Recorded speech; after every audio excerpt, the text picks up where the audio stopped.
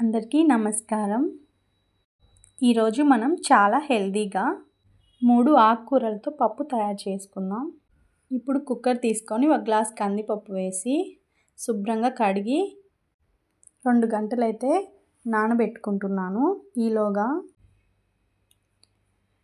ఇప్పుడైతే మా పెరటి నుంచి నేనైతే మునగాకు, బచ్చలాకు, తోటకూరనైతే తీసుకొని వచ్చాను.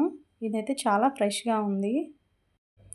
వీటినైతే ఇప్పుడు మంచిగా క్లీన్ చేసేసుకొని శుభ్రంగా కడిగి మొత్తం అయితే నేను కట్ చేసి పక్కన పెట్టుకుంటాను.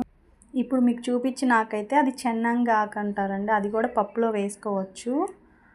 అది కూడా పప్పులోకి బాగుంటుంది. మా పెరట్లో ఉంటే కోసుకొచ్చాను అది కూడా. ఇదిగోండి ఇలా కట్ చేసి పక్కన పెట్టుకున్నాను. ఇప్పుడైతే మన కందిపప్పు అయితే 2 గంటలు నానియండి. చూడండి, ఇప్పుడు ఇందులో నేను కట్ చేసిన ఒక పెద్ద ఉల్లిపాయ వేసాను, అలాగే ఒక టమాటా కూడా కట్ చేసి వేసుకున్నాను. ఇదైతే ఒక పొంగు వచ్చినాక స్టార్చ్ అంతా తీసేసి 1 స్పూన్ పసుపు కూడా వేసుకున్నానండి. అందులోనే ఒక 5-6 పచ్చిమిర్చి వేసుకోవాలి. తర్వాత ఇది ఒకసారి కలిపేసి ఇందులోనే మనం కట్ చేసి పెట్టుకున్న ఆకుకూరలు కూడా వేసుకోవాలి. మునగాకు, తోటకూర, బచ్చలి కూర కూడా కట్ చేసి వేసుకోవాలి. తర్వాత 2 చిన్నులపాయ రెబ్బలు, కొంచెం చింతపండు వేసి మనం కుక్కర్ అయితే పెట్టేసుకోవాలి. 2-3 విజిల్స్ తర్వాత తీసి ప్రెషర్ అంతా పోయిన తర్వాత తీసి చూడాలి. తర్వాత మనకు పప్పు అయితే మెత్తగా మెనుక్కోవాలండి.